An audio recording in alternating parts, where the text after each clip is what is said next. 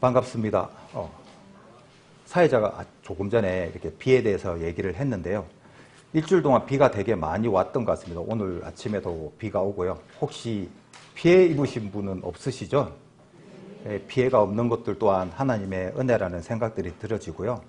비가 계속 오다 보니까 이 비 때문에 또 불평불만하는 분들이 또 많은 것 같습니다. 지긋지긋하다라고 얘기를 하시는 분들도 있는데요.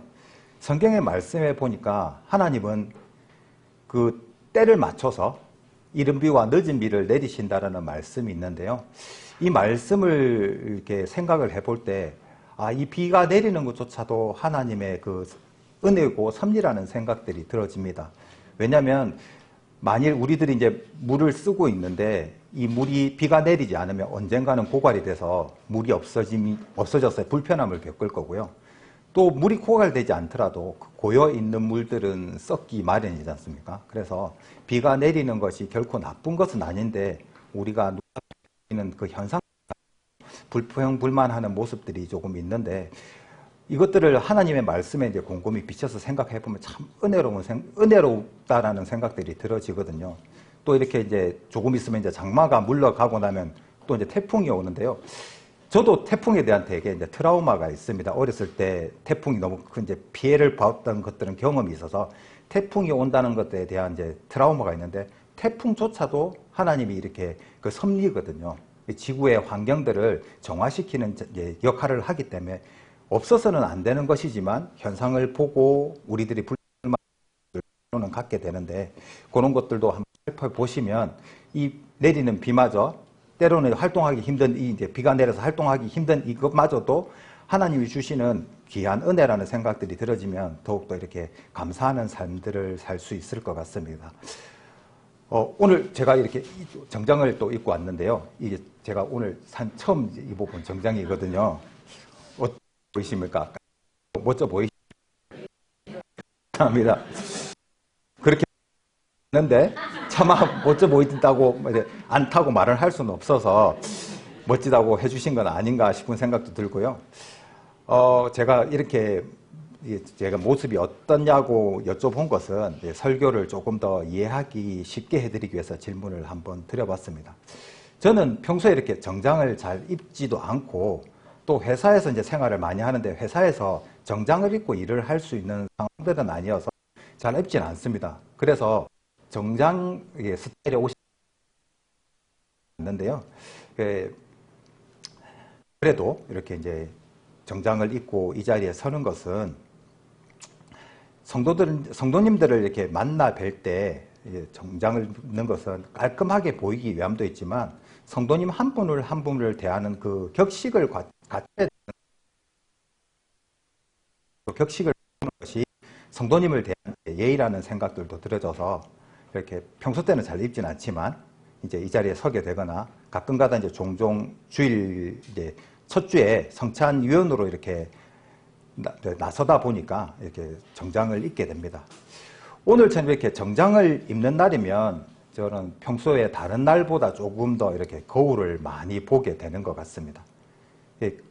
옛날에는 거울이 없어서 이렇게 굴이나 청동, 동판 이런 데다가 이제 비춰서 보곤 했다고 합니다. 근데 유리를 만드는 기술이 발달을 하고 이제 거울이 생기면서 일상 속에서 우리는 이제 쉽게 거울을 접할 수 있고 이 거울을 이용해서 다양한 것들을 활용을 하기도 합니다. 우리 형제님, 자매님들은 얼마나 거울을 자주 보시는가요? 우리는 보통 이제 거울을 본다라고 하면 세수할 때 거울을 보기도 하고, 형제님 같은 경우는 면도를 할 때 이제 거울을 보기도 하고, 자매님들은 화장을 할 때 이렇게 거울을 보시게 될 겁니다. 또 옷을 입었을 때 옷에 제가 물었던 것처럼 나에게 잘 어울리는지도 또 혹여나 제가 미처 보지 못한 곳에 먼지나 다른 이물질이 묻었는지도 살펴볼 때도 우리는 거울을 보게 됩니다. 그것뿐만 아니라 운전을 할 때도 거울을 보지 않습니까? 내 차 쪽으로 다른 차가 오고 있는지는 아는지, 또 내가 가고자 하는 방향 쪽으로 다른 차량이 있지는 않은지 살펴볼 때도 거울을 보게 됩니다. 보통 거울을 본다라고 하면 형제님보다는 자매님들이 조금 더 자주 보고 많이 보실 것 같습니다. 오늘처럼 제가 이렇게 정장을 입는 날이면 평소 다른 날보다는 거울을 많이 봄에도 불구하고 자매에게 제 옷 매무새가 어떤지 괜찮아 보이는지 묻곤 하는데요. 조금 전에 제가 형제님들에게도 마찬가지로 제가 제 모습이 어떻습니까? 이렇게 물어봤는데 이렇게 어떻게 보이냐라고 이렇게 물어보는 것은 제가 제 모습을 제대로 볼 수 없기 때문입니다. 팔이나 다리나 이렇게 뭐 배나 이런 신체 일부분은 제가 볼 수는 있겠지만 적으로는 제가 저를 볼 수 없기 때문에요. 특히 제 얼굴은 어떻습니까? 거울을 통하지 않고서는 제 얼굴을 볼 수 없습니다. 그렇기 때문에 우리는 거울을 통해서 모습 또는 다른 사람들의 모습들을 보게 되는데 우리가 나의 모습을 볼 수 없기 때문에 다른 사람에게 자꾸 물어보게 되는 것입니다. 사진이 한 장 있죠. 거울 앞에서 서서 가만히 거울 안을 들여다보면 거울 안에는 바로 내가 있습니다. 그렇지 않은 경우도 있겠지만 대부분 우리는 거울을 통해서 다른 사람들을 보기보다는 나의 모습을 보게 됩니다. 거울의 사전적인 의미는 어떤 사실을 그대로 드러내거나 보여주는 것을 비유적으로 이르는 말입니다. 거울은 정확하게 있는 그대로 왜곡함이 없이 나의 모습을 비춰주고 있습니다. 눈, 코, 입, 생김새는 물론이며 우리 머리카락 사이에 난 새치며 또 언제 붙었는지도 모를 먼지까지도 정확하게 비춰주고 있습니다. 그렇기 때문에 나의 외모를 정확하게 보기 위해서는 우리는 거울 앞에 서서 나 자신을 보게 됩니다. 거울 이야기를 하다 보니까요. 백설공주와 일곱 난장이 동화가 생각이 납니다. 동화 속에서 백설공주의 새어머니가 가지고 있었던 거울에 대한 얘기가 나옵니다. 그 백설공주의 새어머니가 늘 거울에게 묻죠. 거울아, 거울아, 이 세상에서 누가 제일 이쁜이라고 물어보면 당연히 왕비님이십니다라고 얘기를 하지만 백설공주가 더 아름답습니다라고 얘기했던 그 동화 속의 거울들을 익히 우리는 동화 속에서 얘기를 잘 알고 있을 것입니다. 우리가 살아가다 보면 때때로 타인이 나를 어떻게 생각하는지 알았으면 좋겠다고 생각할 때가 있습니다. 그것은 나의 모습이 어떤지 나 자신은 잘 모르기 때문에 나를 어떻게 생각하고 평가하는가를 다른 사람들을 통해서 나의 모습을 정확하게 알고자 하는 마음이 있기 때문인데요. 이 사진을 한번 보시면 어느 화가의 그림입니다. 한 남성이 거울 앞에 서서 거울을 통해서 자기 자신, 또 다른 자신을 비추는 것을 그린 그림으로 외형적인 나와 내면적인 나를 표현한 그림입니다. 거울 속에 앞에는 자기의 모습이 있지만 뒤에는 또 다른 어떤 얼굴이 하나가 있습니다. 나의 모습이라고 하면 외형적인 겉모습뿐만 아니라 내면적인 모습까지도 아울러서 얘기할 수 있을 텐데요. 나의 겉모습만 서면 되겠지만 그 거울은 나의 모습까지 주지는 못합니다. 사실 나를 안다는 것은 외형적인 겉모습보다는 실제로 내면적인 모습을 아는 것이라고 말을 할 수 있는데 이것이 사람 사이인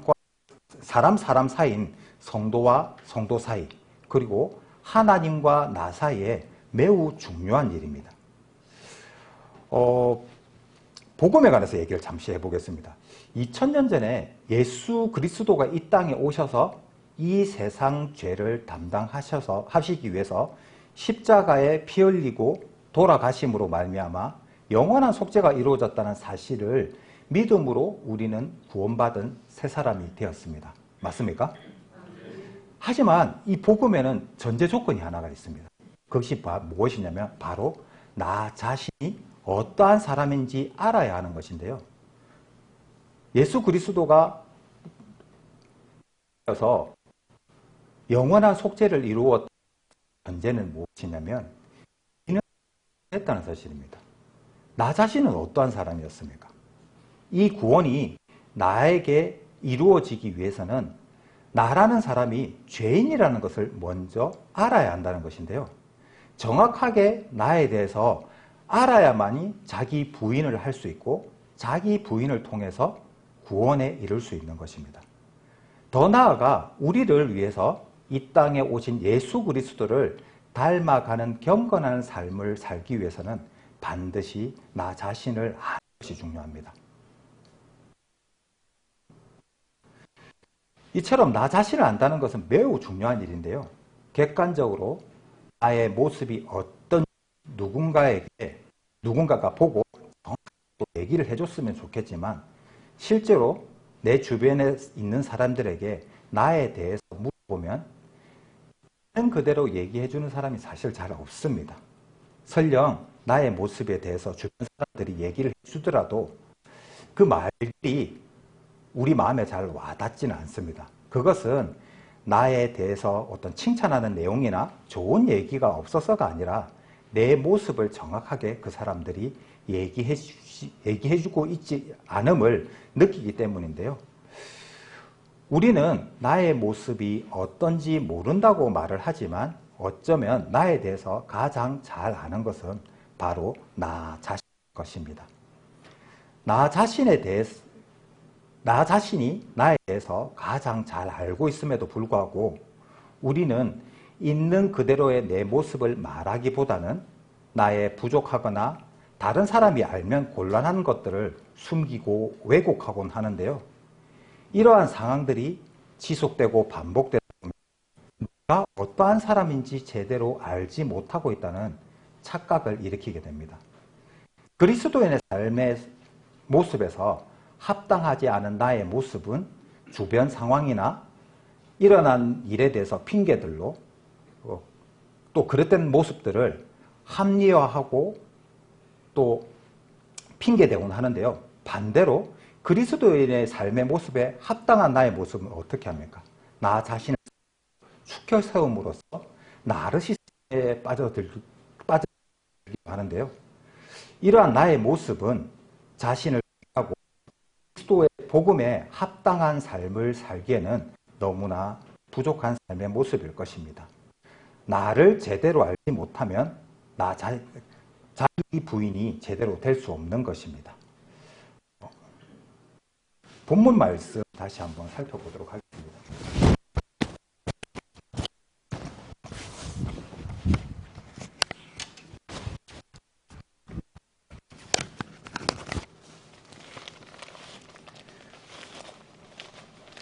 본문 말씀 고린도후서 3장 18절 다시 한번 다 함께 읽어보도록 하겠습니다. 우리가 다 수건을 벗은 얼굴로 거울을 보는 것 같이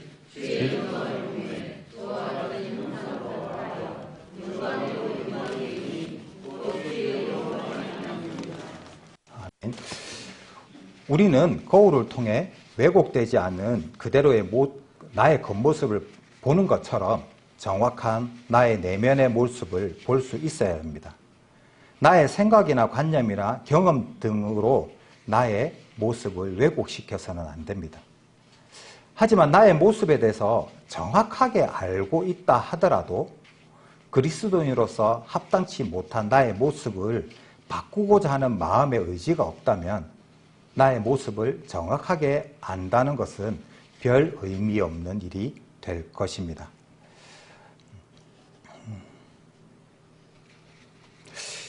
이 18절 내용에서 수건에 대해서 일단 먼저 나오는데요. 이 수건의 의미를 먼저 알아야 되는데요. 수건의 의미는 그 바로 위에 14절, 15절에서 잘 나와 있습니다. 14절에 저의 마음이 완고하여 오늘까지라도 그 수건이 오히려 벗겨지지 아니하고 있으니 그 수건은 그리스도 안에서 없어질 것이라.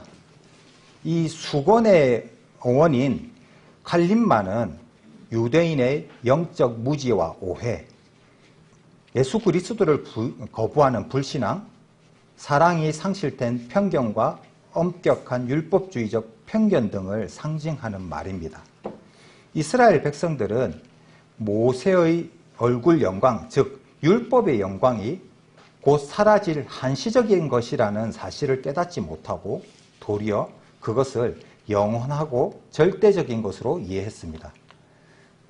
그것은 이스라엘 백성들의 완고함에 기인한 것이었고 이 완고함으로 인하여 그들의 눈에는 진리를 바로 보지 못하도록 하는 수건이 쓰여졌던 것과 같은 것입니다. 15절에 보시면 오늘까지 모세의 글을 읽었을 때에 수건이 오히려 그 마음을 덮었도다라고 기록하는데요.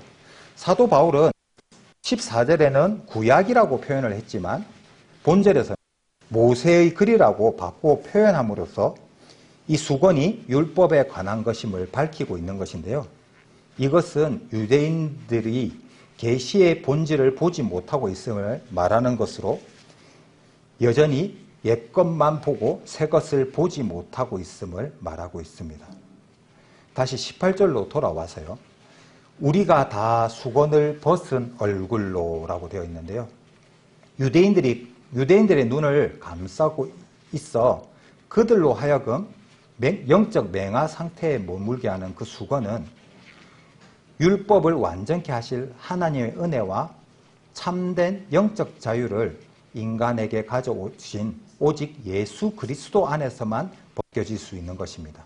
이 율법이 벗겨지는 것, 율법으로 가로막혔던 그 영적인 눈을 예수 그리스도가 벗겨낼 수 있다고 얘기를 하는 것인데요. 그 영적인 눈의 수건으로서 벗겨지면 거울을 보는 것 같이 영광을 보매 거울을 보는 것에 해당하는 카토트리조는 거울을 본다라는 의미로 이 단어는 고린도후서 18장 여기에 딱 한 번 나옵니다. 새 언약 가운데 살고 있는 성도들은 수건으로 덮인 마음을 가지고 오직 율법을 읽는 유대인들과 달리 벗은 얼굴로 복음의 거울 속에 비치는 그리스도의 영광을 바라보게 된다는 것입니다.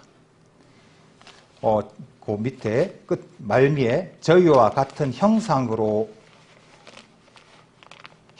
화하여 영광에 이르니라고 기록되어 있는데요. 주의 영광을 바라보는 성도는 주의 형상으로 변하게 되는데요. 이것은 성도들의 존재가 신격화되었다거나 모세의 얼굴에서 광채가 났던 것처럼 그리스도의 영광이 성도들의 얼굴에서 빛난다고 보거나 이해할서는 안 됩니다. 베드로전서 2장 9절 말씀에 오직 너희는 택하신 족속이요 왕같은 제사장이요 라는 말을 인용해서 구원받은 성도들의 존재를 신격화하는 것으로 이해하는 경우가 있기도 한데요. 이것은 구원받은 그리스도인은 신적인 존재가 되는 것을 의미하는 것이 아니라 왕의 특권과 축복에 참여하는 자가 되는 것을 말하는 것입니다. 성도들은 그리스도를 바라봄으로써 그에 대한 지식을 받고 그의 내면이 변화되는 것을 의미하는데 이럴 때 성도들은 점점 높은 단계의 영광에 전진하게 됩니다.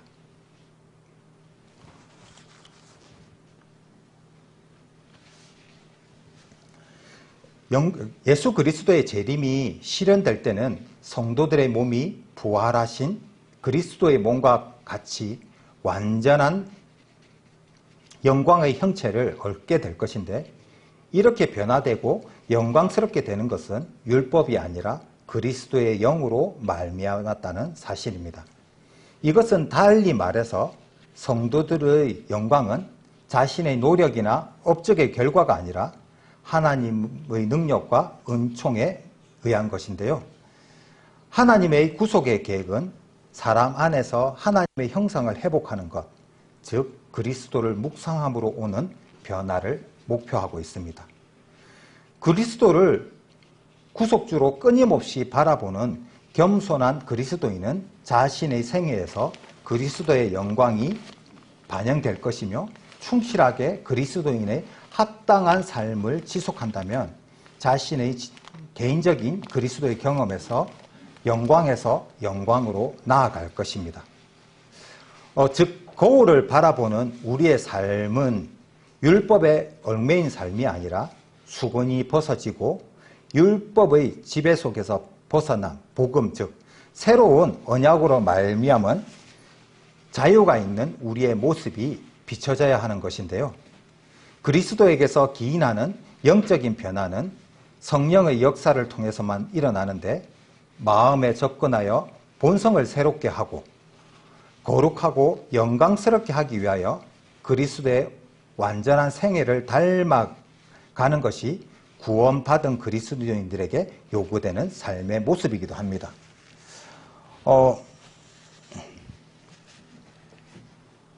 조금 전에 제가 정장을 입은 제 모습이 어떠한지 거울을 보고 알 수 있다고 말씀을 드렸는데요. 거울을 보는 것처럼 우리의 삶을 통해서 예수 그리스도의 모습을 볼 수 있어야 하는데, 그러한 모습을 볼 수 있는지를 우리 또 한번 살펴보도록 하겠습니다. 나의 모습을 돌아보고 하나님이 보시기에 합당한 삶을 살기를 간절히 원하는 성도들에게 하나님은 우리의 모습을 볼 수 있는 거울을 주셨다고 성경에 기록이 되어 있는데요. 고린도전서 10장 말씀을 한번 찾도록 하겠습니다.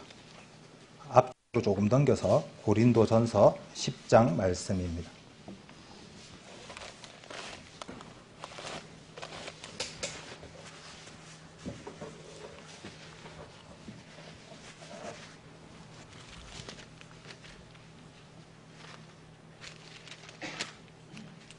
고린도전서 10장 5절부터 11절까지 말씀인데요. 찾으셨으면 제가 읽도록 하겠습니다. 그러나 저희의 다수를 하나님이 기뻐 아니하신 고로 저희가 광야에서 멸망을 받았느니라. 그런 일은 우리의 거울이 되어 우리로 하여금 저희가 악을 즐겨한 것 같이 즐겨하는 자가 되지 않게 하려 함이니, 저희 중에 어떤 이들과 같이 너희는 우상 숭배하는 자가 되지 말라. 기록된 바 백성이 앉아서 먹고 마시며 일어나서 뛰논다 함과 같으니라. 저희 중에 어떤 이들이 간음하다가 하루에 23,000명이 죽었나니 우리는 저희와 같이 간음하지 말자.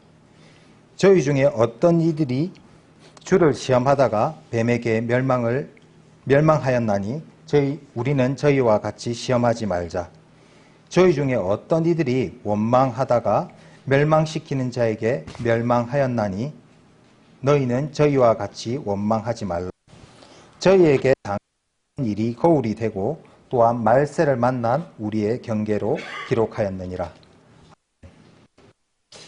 이제 막 신앙생활을 하신 분들이 모르시겠지만 이스라엘 백성들의 삶의 모습이 어떠했는지 이미 잘 알고 계실 것입니다. 이스라엘 백성들은 광야에서 하나님께 원망하고 신령한 음식인 만나보다는 노예의 삶을 살아가던 애굽에서 구워 먹던 고기를 더 그리워하는 등 하나님께 많은 은혜를 받았음에도 불구하고 불순종하고 원망하는 죄를 범하였습니다. 그 결과 그들은 여호수아와 갈렙을 제외하고는 모두 광야에서 멸망하는 운명에 처할 수밖에 없었습니다. 5절에 멸망을 받았느니라 라고 기록을 하고 있는데요. 사도 바울은 이스라엘 백성들이 광야에서 비참하게 멸망받았던 모습들을 생생하게 표현하며 역사적 사실을 고린도 교회 성도들에게 예를 들어 말을 하고 있습니다. 이스라엘 백성들이 신령한 식물과 음료를 먹고 마셨을지라도 하나님을 기쁘시게 해드리지 못할 때는 멸망받았던 것처럼 고린도 교인들도 성찬에 참여한다 할지라도 하나님을 기쁘시게 해드리지 못할 때 하나님의 나라를 유업으로 받을 수 없음을 가르치기 위함이었습니다. 6절에 거울이 되어라고 하면서 또다시 거울에 대해서 기록이 되어 있는데요. 여기서의 거울에 해당하는 헬라어 티포스는 팁토, 치다에서 파생된 단어로 타격을 가한 흔적이라는 뜻이었다가 후에는 표상, 윤곽 등의 뉘앙스를 가진 형식의 의미를 가지고 있습니다. 여기서 거울은 고린도후서 3장 18절 앞에 살펴보았던 그 거울의 의미와는 다른 의미를 말하고 있습니다. 고린도후서 3장 18절에서 살펴보았던 거울은 있는 그대로를 보여주는 것이었다면, 본절에서 말하는 거울은 이스라엘 백성들의 삶의 실패를 교훈 삼아 고린도 교인들의 마음에 지워지지 않을 흔적을 새겨 놓으라는 강한 의미를 담고 있습니다. 7절부터 10절까지에 해당되는 내용은 이스라엘 백성들의 모습과 고린도 성도들의 모습을 비교하면서 고린도 교회 그리고 고린도 교인들이 가지고 있는 문제점을 시사하고 있습니다. 7절 내용을 한번 살펴보시면 7절에 너희는 우상 숭배하는 자가 되지 말라라고 기록을 하고 있습니다. 여기에서 해당하는 헬라어 메데 에이돌라 트라이 기네스데는 문자적인 의미는 우상 숭배자가 되기를 멈추라는 뜻으로, 사도 바울이 이러한 표현은 고린도 교회 일부 성도들이 이미 우상 숭배를 하고 있음을 시사하고 있습니다. 우상 숭배가 무엇입니까? 구약에서는 우상 숭배는 목상이나 주상이나 조각한 석상을 세우지 말고 아무 형상이든지 거기에 경배하지 말고 하나님 외에는 다른 신은 없고 오직 하나님만이 존재하시기에 다른 것에 절하는 것을 우상 숭배라고 기록을 하고 있습니다. 신약에 와서 이 우상 숭배의 의미는 더욱 확대되어서 우리가 잘 알고 있는 고린도서 3장 5절에 음란과 부정과 사욕과 악한 정욕과 탐심이니 탐심은 우상 숭배라고 기록을 하고 있습니다. 그렇다면 우상 숭배가 고린도 교회 교인들에게만 해당되는 내용일까요? 절대 그렇지 않습니다. 탐심은 끝없이 우리 마음속에 가득 채워져 있습니다. 너무나 또 잘 알고 계신 말씀일 것입니다. 디모데전서 6장 8절 9절에 우리가 먹을 것과 입을 것이 있은즉 족한 줄로 알 것이니라. 부하려고 하는 자는 시험과 올무와 여러 가지 어리석고 해로운 정욕에 떨어지나니 곧 사람으로 짐승과 멸망에 빠지게 하는 것이라라고 성경은 기록을 하고 있습니다. 이 말씀처럼 우리가 가지고 있는 것에 만족해야 함에도 그렇지 못하고 탐심으로 말미암아 마음의 평온까지 누리지 못하는 것을 우리는 보게 됩니다. 돈을 많이 벌고 부자가 되고 싶고 큰 집에 살고 싶고 좋은 차를 타고 싶고 명예를 얻고 싶은 모든 마음이 우상 숭배가 되는 것입니다. 한 예화를 말씀을 드리면, 어떤 분이 이제 사회생활을 하다가 주변 분이 원래는 32평 아파트에 살았는데 50평 아파트로 이사 갔으니까 너무 좋다라는 얘기를 했습니다. 그 얘기를 들은 그분도 32평 아파트에 살고 있었는데 50평 아파트로 살러 가고 싶었답니다. 열심히 돈을 아끼고 모아서 10년 만에 52평짜리 아파트로 갔답니다. 너무나 좋았고 행복했는데 그 행복도 잠시, 그 다음부터 불편한 생활이 시작되었다고 합니다. 32평 아파트에 살 때는 커 보였던 TV가 너무나 작아 보여서 TV를 또 사야 되니까 그것도 부담감이 있었고요. 또 두 번째는 뭐냐면 52평짜리 아파트에 사니까 그 아파트에 사는 사람들이 모두 부자다 보니까 차도 다 외제차인 겁니다. 근데 자기 차는 모닝 같은 작은 차니까 창피해서 낮에는 아파트를 들어올 수가 없어서 밤에 사람들이 안 다닐 때 아파트 주차장에 주차를 하고 했다는 얘기를 들었을 때 참 어리석다라는 생각들을 하게 됐거든요. 이처럼 우리 마음 가운데 끝없이 그 욕심이라는 것은 지울 수도 없고 그 욕심을 없앨 수도 없는 것이고, 성경에서는 이러한 욕심들조차도 우상 숭배라고 얘기를 하고 있습니다.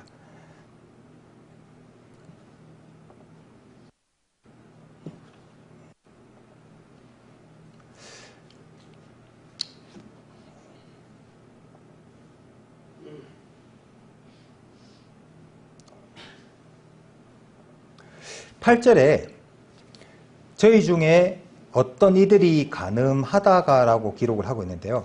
이스라엘 백성이 저지른 또 하나의 범죄는 간음이었습니다. 간음하다에 해당하는 헬라어 포르니오는 일반적인 성적 행위를 나타낼 때 사용되는 용어인데요. 이스라엘 백성들이 모압을 지날 때 그곳에 있는 모압 여인들에게 이스라엘 젊은 청년들이 유혹을 받아 바알 부올을 그 우상을 경배하였습니다. 바알 부올을 섬기는 제사를 지내는 행위는 처녀들과 음란 행위를 통해서 이루어졌기 때문에 우상 숭배와 간음은 불가분한 관계에 있습니다. 이와 마찬가지로 사도 바울 당시 고린도 지역에 종교적인 매춘 행위가 성행했던 도시로 이름이 높았습니다. 고린도 교인들은 여신 비너스를 섬겼으며 비너스 신전에서 열리는 우상 숭배 축제에 바알 부로를 섬겼을 때처럼 행했던 음란이 그대로 재현이 되었는데요. 사도 바울은 본절을 통해서 우상 숭배와 간음죄는 하나님께 큰 제약이므로 이러한 유혹에 빠지지 말 것을 간곡하게 권면하고 있습니다. 유다서 1장 7절에 보면 소돔과 고모라 이웃 도시들도 저희와 같은 모양으로 간음을 행하며 다른 색을 따라가다가 영원한 불의 형벌을 받음으로 거울이 되었느니라라고 기록을 하고 있는데요. 여기에서도 거울이 나옵니다. 이 거울에 해당하는 헬라어 데이그마는 본보기, 증거라는 뜻을 가지고 있습니다. 우리가 잘 알고 있는 창세기 19장에서도 보면 이제 소돔과 고모라 얘기가 나오고 그 성적으로 타락했었던 소돔과 고모라가 멸망받았던 성경 얘기는 우리들이 익히 잘 알고 있고 이 얘기가 우리의 교훈으로 우리의 본보기가 되어야 하는 것인데요. 마지막 때를 살아가고 있는 이 시대에 소돔과 고모라 같은 동일하게 성적으로 문란해져 있음을 느낄 수 있습니다. 인터넷 기사나 뉴스를 통해서 보고 듣기에 민망할 정도로 어떤 성적인 사고들이 일어나고 있음을 우리가 접할 수 있습니다. 최근에 20년 전에 발생했던 밀양 여중생 성폭행 사건이 다시 재조명이 되면서 관련된 뉴스들이 기사 일면 전체를 가득 채우고 있음을 우리는 아마 보셨을 것입니다. 아버지가 딸에게 또는 오빠가 여동생에게, 선생님이 제자들에게 또는 직장 상사가 부하 직원에게 성범죄를 저질렀다는 이제 사건들은 이제 우리가 그런 기사를 접했을 때 놀랍지도 않을 만큼 너무나 흔한 얘기가 되어버린 지 오래입니다. 간통죄가 폐지되고 불륜을 저지르는 것이 더 이상 부끄러운 일이 되지 않고 되려 살아가면서 외도를 한 번도 해보지 않은 사람이 이상을 받는 사회가 되어버렸습니다. 제가 1학년 교재 때 우리가 당면에 있는 신앙적 도전이 있다고 말씀을 드렸었습니다. 우리가 살아가고 있는 이 시대는 성소수자의 인권을 말하며 동성연애를 합법화하려는 사회적 움직임이 일어나고 있습니다. 이런 것들이 창세기에 기록된 소돔과 고모라처럼 성적으로 문란해 있는 사회적 문화 현상이고 우리가 직면해 있는 신앙적 도전이 되고 있습니다.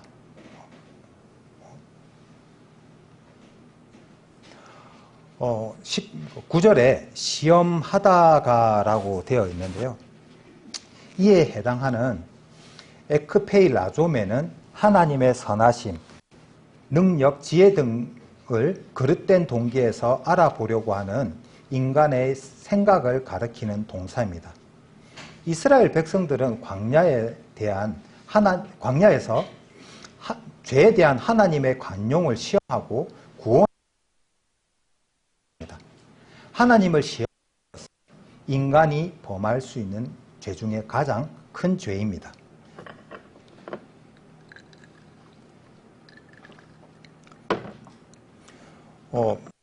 시대에 이스라엘 백성들이 하였던 것처럼 고린도 교회 성도들도 주를 시험하는 범죄를 저질렀습니다. 그들은 율법으로부터 해방된 그리스도인의 자유를 사용함에 있어서 한계를 벗어나서 이교도들의 우상축제에 참여함으로써 하나님을 시험하였던 것인데요. 고린도 교회 교인들은 하나님께 자신들을 우상 숭배의 죄에 빠지지 않도록 구원하실 수 있는지를 시험하였고, 설령 그러한 죄를 범하였다고 할지라도 용서하고 다시 일으켜 세워주시는 관용이 있는지를 시험하게 되었습니다. 혹시 하나님이 보시기에 합당치 않은 나의 모습에 늘 하나님의 관용이 있을 것이라는 생각으로 방종된 삶을 살아가고 있는 모습이 있지 않은지, 우리는 이스라엘 백성들에게 임한 징계가 우리에게 교훈으로 다가와야 하는 것입니다. 10절에 원망하다가라고 기록이 되어 있습니다. 사도 바울은 이스라엘 백성이 지은 네 번째 잘못을 여기서 언급을 하고 있습니다. 이것은 모세와 아론을 향한 이스라엘 백성의 원망을 말하고 있는 것인데요. 고라의 반역과 그를 따르던 1만 4,700명이 연병으로 멸망한 사건을 말하고 있습니다. 실제 고린도 교회 성도들 중에도 사도 바울의 어떤 이런 가르침을 반대해서 우상숭배 축제에 또 사도 바울의 가르침에 따라서 우상축제에 참여하면 안 된다고 반대하는 그들의 지도자에 대해서도 원망과 불평불만을 하였던 것인데요. 사도 바울은 그러한 불평자들에게 이스라엘 백성의 예를 들어 경고를 하고 있습니다. 때때로 우리들도 하나님의 뜻과 계획이 무엇인지 알지 못한 채 내 생각과 원함대로 기도가 이루어지지 않거나 문제가 생기면 불평과 원망 섞인 말들을 쏟아내곤 합니다. 하나님은 우리를 하나님의 영광에 참여시키고자 때때로 시련을 통해서 우리를 연단하시는데요. 우리는 이것이 하나님의 은혜이자 사랑이라고 말하지만 실제로 나에게 시련이나 고난이 오게 되면 왜 이런 일을 나에게 허락하셨는가 하는 원망 섞인 질문을 하게 됩니다. 하나님의 주권을 인정한다면 하나님이 하시는 일에 왜라는 질문을 사실 해서도 안 되고 그런 질문은 있었어도 안 되는 것인데요. 하나님은 이 세상 만물의 주인이시기 때문에 설령 그것이 나의 생각이나 나의 뜻과는 맞지 않다고 하더라도 왜라는 질문을 가져서도 원망 섞인 그 말들을 입 밖에 내뱉어서도 안 될 것입니다. 11절에 우리의 경계로라고 기록을 하고 있습니다. 경계에 해당하는 헬라어 누데시아는 권고하다, 교정하다는 뜻을 갖고 있는 단어로 앞에 언급한 이스라엘의 백성들의 잘못을 보고 거울 삼는 것은 당시의 교인들에게, 그리스도 교인들에게 필수적인 것을 이제 사도 바울은 강조하고 있습니다. 사도 바울이 고린도 교인들에게 이스라엘 백성들의 모습을 거울 삼아 올바른 모습으로 하나님 앞에 나아가길 권고했던 것처럼 우리에게도 동일하게 권고하고 있는 것인데요. 디모데후서 3장 16절 17절 말씀을 한번 찾아보도록 하겠습니다.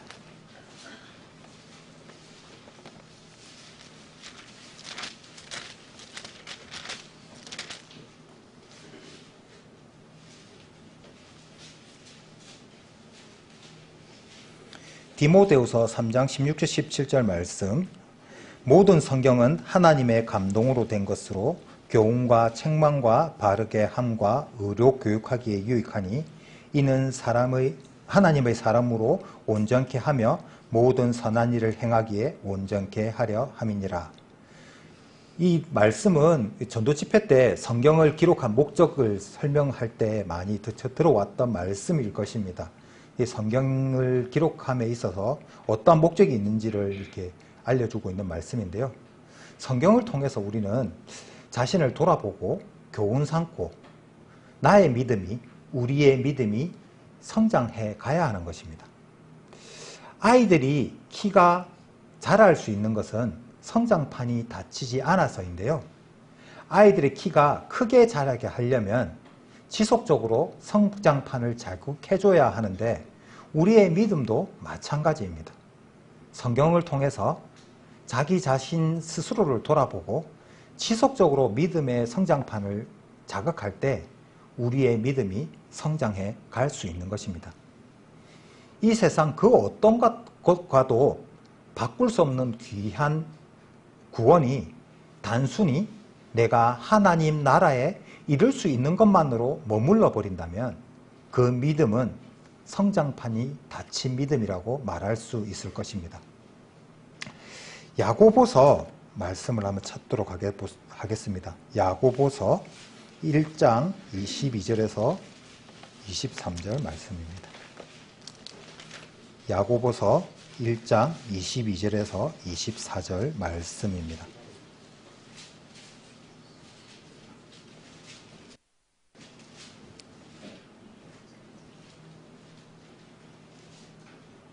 야고보서 1장 22절에서 24절 말씀입니다.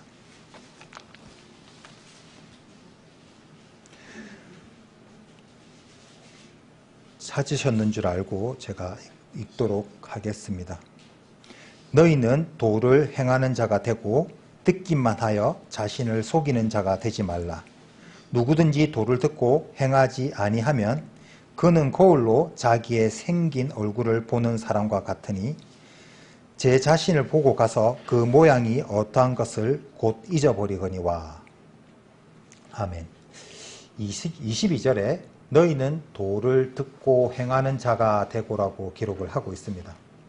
그리스도인들은 사람의 영혼을 거듭나게 하는 하나님의 말씀을 단지 받기만 해서는 안 되는 것인데요.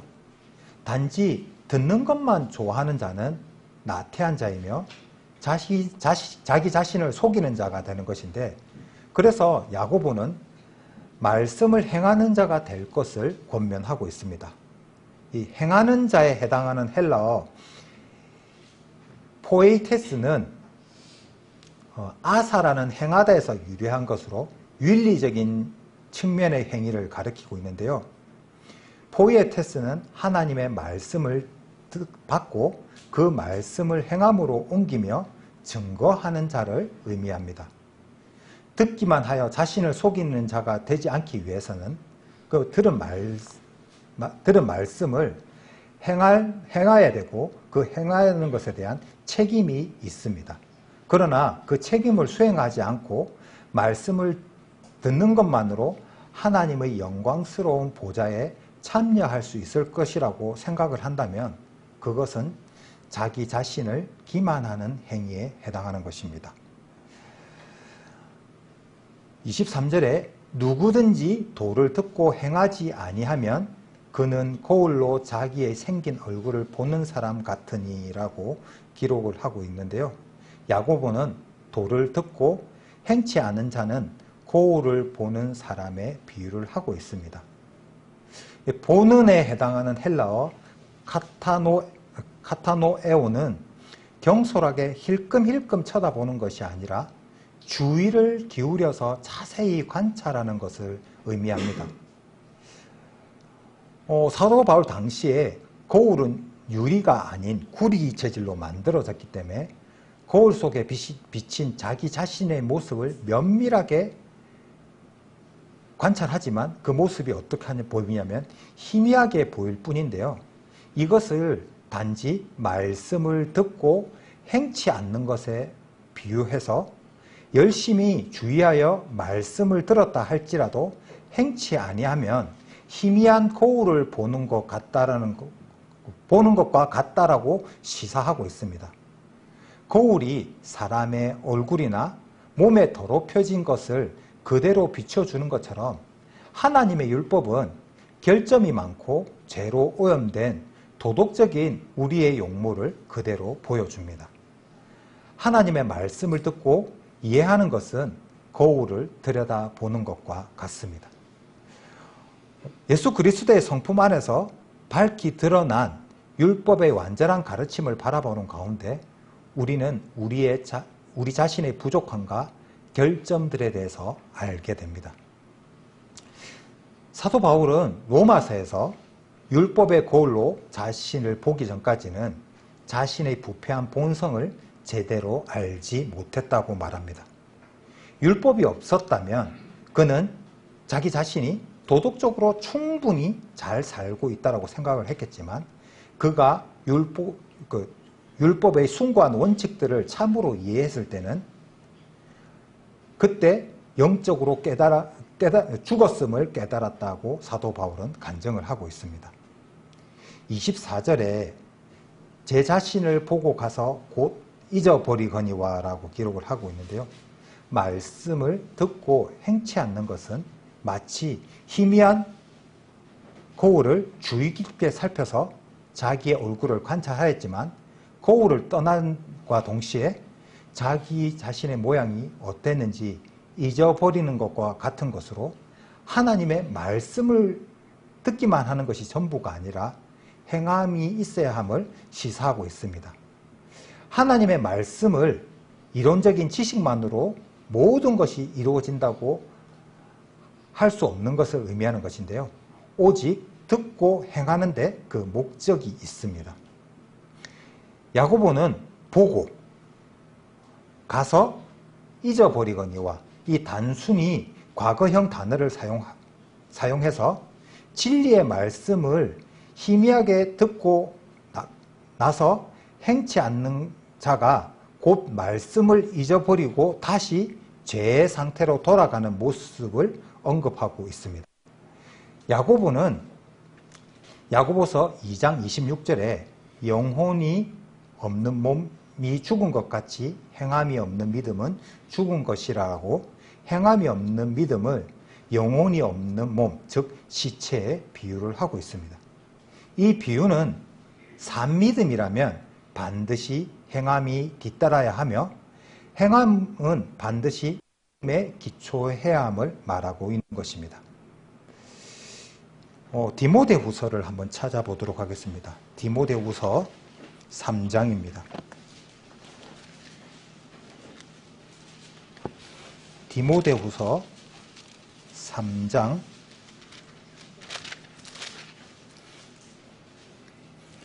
1절에서 5절까지 말씀입니다.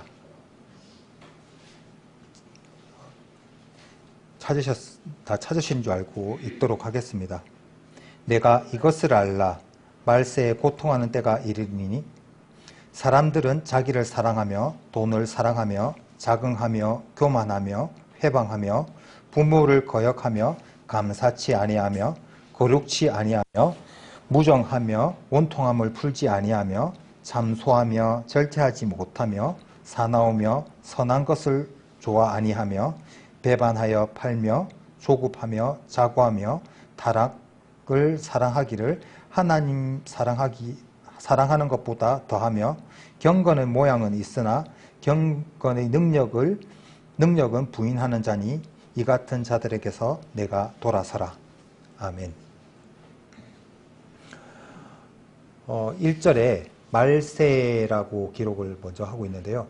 구약에서 말세는 메시아가 오기 바로 직전까지 때를 의미하는 것입니다. 그러나 신약에서는 그리스도의 성육신 이후의 시대, 즉 메시아의 도래에 대한 예언이 이루어진 시대로부터 예수 그리스도의 재림으로 그 시대가 종료될 때까지를 의미합니다. 따라서 우리가 살고 있는 이 시대를 성경이 말하는 말세라고 말을 할 수 있는데요. 2절에서 5절까지는 말세에 나타날 죄악된 모습을 나열하고 있습니다. 2절에 자기를 사랑하며 돈을 사랑하며라고 기록을 하고 있는데, 사도 바울은 이 두 가지 악을 처음에 이제 서술을 해놨는데요. 그것은 다른 죄악의 뿌리가 된다고 보았기 때문에 이 자기를 사랑하고 돈을 사랑하고라는 이 악에 대해서 먼저 서술을 하고 있습니다. 자기를 사랑하는 자는 그리스도와 교제가 단절이 된 자이며, 사랑함은 모든 악의 근원이 되는 것을 사랑하는 것입니다. 자긍하며라고 기록을 하고 있는데 이 헬라어 알라조는 자랑하는의 뜻으로 사기를 일컫는 말이에요. 공허하게 자랑하는 사람은 자신의 능력함으로 말미암아 하나님의 계획이나 뜻을 무시하기에 이르며 교만하여 지는 것입니다. 회방하며라고 기록을 하고 있는데 이것은 하나님의 권위를 무시하며 모욕한다는 의미를 가지고 있습니다. 부모를 거역하며 감사치 아니하며, 이 감사는 모든 덕의 기초가 됩니다. 그러나 말세의 사람들은 자신들에게 가장 큰 은혜를 베푼 부모에게도 감사치 아니하며 하나님에게도 감사를 모를 뿐더러 의도적으로 거역하고 대적을 하게 됩니다. 3절에 무정하며라고 기록을 하고 있습니다. 이 말의 헬라어 아스토르고스는 부정접두사와 스토르게에서 유래한 말로 타고난 애정이 없는, 사랑이 없는을 의미합니다. 이것은 부모 자식 간의 가장 원초적인 본능인 애정마저도 결핍이 되어 있음을 의미하는 것입니다. 원통함을 풀지 아니하며에 해당하는 아스폰도스는 화해할 수 없는 앙심이 깊은을 의미하고 있는데요. 마지막 때에 완악한 사람들의 마음을 나타내고 있습니다. 참소하면은 거짓되고 추악된 말과 행동을 일삼는 것을 의미합니다. 절제하지 못하면은 감정이나 생리적 욕망을 제대로 다스리지 못함을 의미합니다. 사나우며, 이것은 문명과 거리가 먼 야만적이며 동물적인 기질, 짐승 같은을 의미하는 말입니다. 선한 것을 좋아하지 아니하며 선한 것을 경멸하는 자를 지칭하는 말로 어두운 세상의 특색이라 할 수 있습니다. 4절에 배반하며 팔며라고 있는데요. 자신의 이익을 위해서라면 수단과 방법을 가리지 않으며 친구는 물론이거니와 가족마저도 저버리는 일을 뜻합니다. 조급하며 말과 행동이 경솔하여 분별력 없이 서두르는 행위를 가리킵니다. 자고하며, 이에 해당하는 T4는 자기 중심, 자만 혹은 허세를 뜻하는데 자만심으로 우쭐대다가 눈이 멀어 옳고 그름을 분별하지 못하는 어리석음을 뜻합니다. 쾌락을 사랑하기를 하나님 사랑하는 것보다 더하며 하나님을 사랑해야 할 마음으로 쾌락을, 이 세상의 물질을 사랑함을 뜻하는 것인데요. 마지막 때의 사람들의 마음의 상태가 어떠할지 잘 나타난 말씀인 것 같습니다. 5절에 경건의 모양은 있으나 경건의 능력은 부인하는 자니, 경건의 모양은 외형적이며 가식적인 것으로 유대인의 율법주의를 뜻하는 것을 볼 수 있는데요. 그 경건의 능력에 대한 부인은 복음에 대해 올바른 지식을 갖고 있지 못하고 그것을 거부하는 행위입니다. 종교적인 외형을 갖고 있으나 그리스도의 구원의 능력에 대한 믿음이 없는 자들에 대해서 이 같은 자들에게서 내가 돌아서라라고 성경은 기록을 하고 있습니다. 돌아서라의 헬라어는 아포트레포라는 말인데요. 등을 돌리다라는 의미로 거짓 교사들과 관계를 맺지 말아야 함을 시사하고 있습니다. 이것은 우리 개인이 사악한 집단과 멀리 떨어진 생활을 해야 한다는 의미보다는 그러한 자들을 잘 분별하여 교회 공동체 안에 들어오지 못하도록 해야 한다는 사도 바울의 권고로 볼 수 있습니다. 구원받은 그리스도인들은 자기가 속해 있는 교회 공동체를 순수하게 유지시켜야 할 의무가 있기 때문입니다. 사실 이미 우리는 생활 속에서 많은 사람들과 관계를 맺어오면서 마지막 때의 사람들의 모습이 어떠할지 이미 느끼고 있습니다. 마지막 때의 사람들의 모습은 자기를 사랑하고 이기주의적이며 악을 즐겨 행함으로 악을 악으로 느끼지 못하는 지경에 이를 것입니다. 사랑하는 마음보다는 용서하는 마음이 없이 감사할 줄 모르고 남을 비방하고 난폭하며 선한 것을 부정할 것입니다. 배반하고 조급하고 거만하고 하나님을 쾌락보다 더 사랑하고 겉으로는 믿음이 있는 것처럼 행동하지만 구원마저 부정하게 될 것입니다. 그런 마지막 때 이런 죄악된 모습에서 구원받은 그리스도인들은 과연 자유로울 수 있을까요? 그리스도인들조차도 이런 죄악에 대해서 자유로울 수 없는데요. 그리스도인들도 구원함을 얻지 못한 이 세상 사람들과 동일하게 죄악으로 물들 수밖에 없는 존재입니다. 우리가 죄악에 빠지지 않고 죄악 가운데서 승리할 수 있는 비결은 오직 말씀을 굳게 붙잡고 말씀으로 무장하는 것입니다. 말씀이 거울이 되어서 나의 모습을 돌아보고 하나님을 닮을 모습이 되고자 애쓰고 힘쓰고 노력해야 할 것입니다. 이것은 우리가 성경을 매일매일 읽어야 하는 이유이기도 합니다. 매일매일 성경을 통해서 나의 모습을 돌아보고 하나님의 계획과 뜻을 올바르게 이해하고 하나님과 동행하는 삶을 예수 그리스도의 모습을 닮은 사람으로 하나님 앞에 영광을 돌려드릴 수 있는 것입니다. 하나님은 성경이라는 거울을 통해서 우리의 모습을 돌아보게 하시고 마지막 때를 준비한 합당한 그리스도인이 되라고 말씀으로 경고를 하시는데요. 우리는 하나님의 말씀을 경홀히 여긴 사람의 끝이 어떠했는지 이미 잘 알고 있습니다.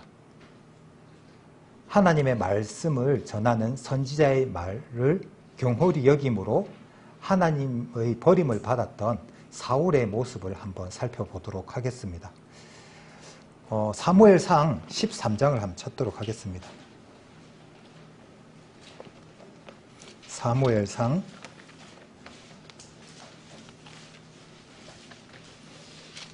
13장 13절 14절 말씀입니다. 사무엘상 14에서 14절 말씀입니다.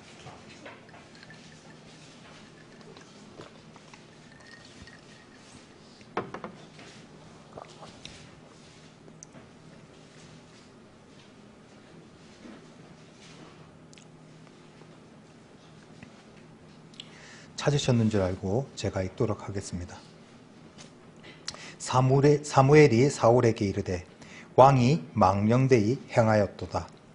왕이 왕의 하나님 여호와께서 왕에게 명하신 명령을 지키지 아니하였도다. 그리하였다면 여호와께서 이스라엘 위에 왕의 나라를 영영히 세우셨을 것이오늘 지금은 왕의 나라가 길지 못할 것이라. 여호와께서 왕에게 명하신 바를 왕이 지키지 아니하였으므로 여호와께서 그 마음에 맞는 사람을 구하여 그 백성의 지도자를 삼으셨느니라 하고, 이 성경 구절은 다들 잘 알고 있는 말씀일 것입니다.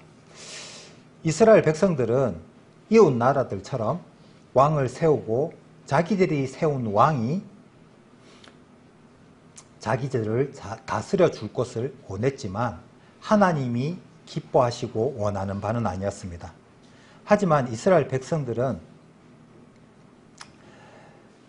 자기들을 이끌어줄 왕을 달라고 하나님께 간구했습니다.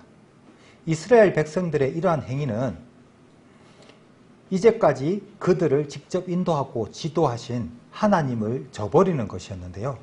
하나님께서 이스라엘의 왕이셨기 때문에 사실 이스라엘을 다스릴 왕은 따로 필요하지 않았습니다. 하나님은 이스라엘 백성들의 요구가 잘못되어 있음을 여러 차례 지적을 해주셨지만 이스라엘 백성들은 그들의 요구를 철회하지 않았습니다. 하나님께서 왕을 세우는 것이 현명하지 못하다는 걸 아셨지만 그들의 간구를 거절하지 못하고 왕을 세우는 것을 허락하셨습니다. 그때 왕으로 세움을 받았던 사람이 바로 사울입니다. 13절에 왕이 망령되이 행하였도다라고 기록을 하고 있는데요. 망령되다에 해당하는 히브리어 사칼은 어리석다, 악하다는 의미로서 매우 어리석고 사악한 범죄 행위를 가리킵니다.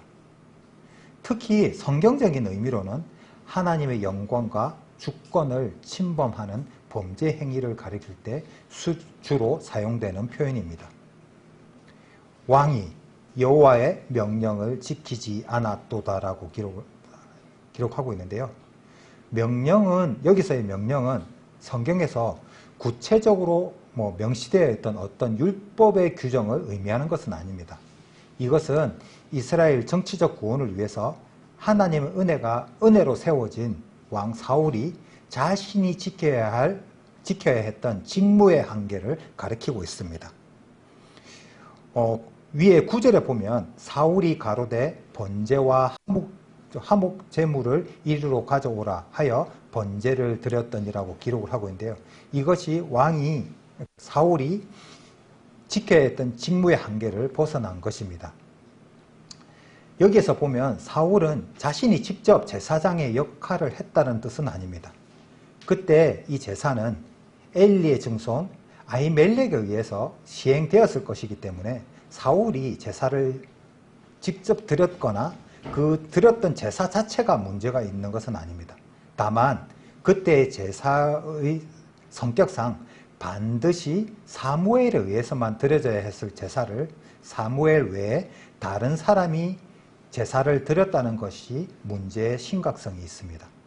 이것은 하나님의 택하신 선지자의 권위를 경솔히 취급했다는 뜻이고 그것은 곧 하나님의 뜻을 저버린 망연된 일과 다름이 없음을 말하고 있는 것입니다. 따라서 그때 사울은 성전의 문제에 관해서는 하나님의 선지자 사무엘의 절대적인 지도를 받아야만 했습니다. 이것은 성전의 원리였음에도 불구하고 사울은 급박한 상황을 이유로 들어 이 같은 원리를 지키지 않았고 여호와의 명령을 어기고 무시한 사울의 그 행동은 망령된 범죄 행위였습니다. 사울은 하나님을 향한 자신의 행동 여하에 따라서 자신의 왕권이 자기 후손들에게 계속 이양될 수 있는 축복을 받았음에도 불구하고 왕권이 사울에게서 끝나게 되는 결과를 맞게 되었던 것인데요. 14절에 보면 왕의 나라가 길지 못할 것이라고 기록을 하고 있는데 여기서 이 말은 사울의 왕권이 그의 생전에 취소된다는 것을 의미하는 것이 아니라 사울의 왕권이 그 당대에서 끝날 것이라는 것을 의미했습니다. 그런데 사울의 왕권이 그가 죽기 전에 취소되는 것은 사울의 결정적인 두 번째 실수에서 나타납니다. 왕을 요구한 이스라엘 백성들에게 왕정 제도를 허락하신 하나님의 뜻을 이스라엘의 초대왕 사울은 그 누구보다 철저하게 깨닫고 실천해야만 했는데 사울은 백성들의 요구대로 열방과 같은 왕이 되어서는 안 되는데 오직 하나님의 요구대로 그 뜻을 구현하기보다는 하나님의 대리자로서의 역할을 하지 못했습니다. 그러나 이렇게 사울은 사무엘을 통해서 하나님의 그 생생한 경고와 그 공고를 받았음에도 불구하고 블레셋과의 대전투라는 중요한 상황에서 하나님의 주권을 무시하고 백성들의 요구에 부응하는 열방과 같은 왕으로 전락하고 말았는데요. 이에 하나님께서는 이스라엘 왕권을 선결하기 위한 목적으로 사울의 그 거역한 행위를 엄격하게 문책을 하고 있는 것입니다.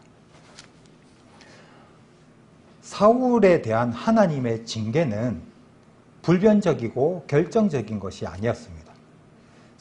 사무엘을 통해서 하나님의 징계를 받은 후에라도 사울은 자기 자신의 잘못을 진정 뉘우치고 회개했었더라면 자신의 왕권이 훨씬 더 오래 연장할 수 있었을 것입니다. 그러나 그 공고와 징벌을 받은 후에도 사울은 더욱 완악해지고 결국 스스로 자신의 왕권을 단축시키고 만 것입니다. 사울의 그 경고에도 불구하고 회개하지 못하고 자신의 그 죄를 백성들에게 전가하고 더 나아가 하나님을 위한 것이라고 변명을 늘어놓았던 사울의 모습에는 하나님을 경외하는 모습은 찾아볼 수 없었고 교만하고 모습이 가득했었는데요. 사울은 자기 자신의 그 모습을 올바르게 보지 못했고 사무엘을 통해서 전해지는 하나님의 그 말씀을 거울 삼지 못함으로 말미암아 하나님께 버림을 받게 되었습니다. 뒤로 조금 넘겨서 사무엘 15장 11절에 보면 한번 찾아볼까요? 15장 11절에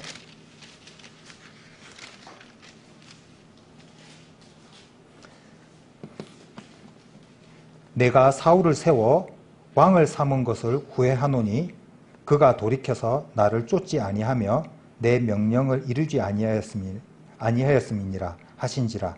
사무엘이 근심하여 온 밤을 여호와께 부르짖으니라. 조금 더 내려가서 35절도 한번 보도록 하겠습니다. 35절 사무엘이 죽는 날까지 사울을 다시 가서 보지 아니하였으니 이는 그가 사울을 위하여 슬퍼함이었고 여호와께서는 사울로 이스라엘 왕을 삼으신 것을 후회하셨더라라고 기록을 하고 있습니다. 사울을 이스라엘의 왕으로 삼으신 것을 후회하셨다는 이 말씀을 읽으면서 하나님의 마음이 어떠했을지 전해지는 것처럼 제 마음 한편도 먹먹해지는 것을 느낄 수 있었는데요. 왕으로 세움을 입었으나 교만함으로 하나님께 버림받았던 사울처럼 우리도 동일하게 버림받을 수 있는 자가 될 수 있다는 경고로 다가와야 하는 것인데요. 하나님의 말씀에 순종하여 복음에 합당한 삶을 살지 않으면서 자기 생각만으로 이제 나는 구원을 받았으니까 하나님의 영광에 참여할 수 있다라는 생각은 교만입니다. 성경 어디에를 찾아봐도 한 번 구원은 영원한 구원이기 때문에 방종된 삶을 살아야 된다고 기록한 곳은 없습니다. 사울이 버림받았다는 것에 관해서 교제를 하다 보면 우리도 동일하게 버림을 받았다는 것을 경고로 받아야 된다라고 교제를 나누면 때때로 우리가 받은 구원이 완전한 것이 아닌가라고 오해하는 분들도 계시기도 합니다. 예수 그리스도를 통해 다 이루었다는 그 구원은 완전한 구원이며 그 구원을 우리는 받은 사람입니다. 다만 그 완전한 구원을 받았다는 것과 우리가 받은 구원을 이루어 간다는 의미는 또 다른 맥락으로 이해를 해야 하는 것인데요. 우리가 받은 구원이 구원으로만 머물러 있는 것이 아니라 성도들의 다양한 삶을 통해서 변화되고 성화의 삶으로 나타나야 한다는 사실을 잊어서는 안 될 것이고, 하나님은 성경을 통해서 머물러 있는 믿음이 아닌 앞으로 나아가는 믿음을 요구하신다는 것입니다. 오늘 주제의 말처럼 성경 말씀은 우리의 거울이 되어야 하는 것인데요. 우리가 매일 거울을 보고 외모를 살피듯이 하나님의 말씀의 거울로 자기 자신 스스로를 돌아보고 하나님의 말씀에 순종하는 참 그리스도인의 모습에 부족함이 없는지 살펴보아야 할 것입니다. 하나님의 말씀의 거울을 통해서 나 자신을 살펴보니 혹시 하나님의 말씀에 합당치 못한 모습이 너무나 많지 않습니까? 그렇다면 거울을 보고 우리가 옷에 붙어있는 먼지를 털어내듯이 말씀에 합당한 모습으로 살아가기 위해서 회개하는 마음으로 하나님 앞에 나설 때 내 안에 거하시는 성령님이 예수 그리스도를 닮은 모습으로 성화의 삶을 살아갈 수 있도록 인도하실 것입니다. 매일매일 성경을 읽는 것은 영의 양식을 먹는 것에 비유하기도 하고 영의 호흡에 비유하기도 합니다. 성경을 읽는 것은 그리스도인이 해야 할 가장 기본적인 일이며 결코 소홀히 해서는 안 되는 일이기에 성경을 읽는 것을 강조하면은 과하거나 지나침이 없을 것 같습니다. 저희 교회에서도, 우리 교회에서도 올해 목표가 성경 일독하기가 있지 않습니까? 남작년도 1월 15일부터 시작을 해서 성경을 연대순으로 지금 읽어가고 있고, 목표가 구약 1독, 신약 2독 하기를 하고 있습니다. 이번 주에 이제 에스라, 느헤미야, 말라기를 읽으면 신약 1독은 이제 끝이 나게 되는데요. 아마 우리 형제 자매님들도 1년에 1독이 아니라 2독 하고 계실 것입니다. 성경 읽기는 매일매일 15분 정도의 시간, 15분에서 20분 정도의 시간을 할애를 하면 3장에서 4장 정도의 성경을 읽을 수 있고 1년에 구약 1독, 신약 2독 정도는 할 수가 있습니다. 다만 이 읽는 습관을 들이기가 조금 어려울 뿐인데요. 다 할 수 있는 일입니다. 오늘 하나님이 주신 말씀을 통해서 우리의 모습을, 또 나의 모습을 돌아보는 것이 필요하다는 것과 성경 읽기의 중요성에 대해서 살펴보았습니다. 성경을 통해서 하나님이 언제나 나와 함께 하시고 늘 은혜와 평강으로 인도하신다는 사실을 우리는 삶을 통해서 증명해낼 수 있어야 하고 또 그러한 삶을 살 수 있기를 원합니다. 하나님의 말씀인 성경 안에는 하나님의 사랑이, 그리고 하나님의 진리가, 하나님의 은혜와 축복과 평강이 있습니다. 우리는 날마다 이것을 누릴 수 있고 이 모든 것을 가진 자라는 사실을 잊지 않는다면 우리로 하여금 그리스도의 향기가 묻어나는 삶을 살아갈 수 있을 텐데요. 세상의 빛과 소금으로서의 하나님께 영광을 돌려드리는 우리 광명교회 형제 자매님이 되시기를 하나님의 이름으로 축원을 합니다. 얼마 있지 않으면 이제 다다음 주죠. 다다음 주가 되면 전도 집회가 있습니다. 우리가 하나님의 말씀을 전하러 갈 때도 이 하나님의 말씀을 들고 가는데 지지대를 들고 가지 않습니까? 성경책도 들고 가고 하는데 이 말씀이 우리의 거울이 되는 것이고요. 또 이 말씀을 통해서 우리를 돌아볼 때 그 하나님이 우리에게 원하시는 삶들을 우리는 충분히 살아드릴 수 있을 것 같습니다. 오늘 아침에 말씀을 좀 묵상하는 가운데 이게 시편 126편 말씀이 마음 가운데 있거든요. 시편 126편 5절 6절 말씀입니다. 시편 126편 5절 6절 말씀입니다.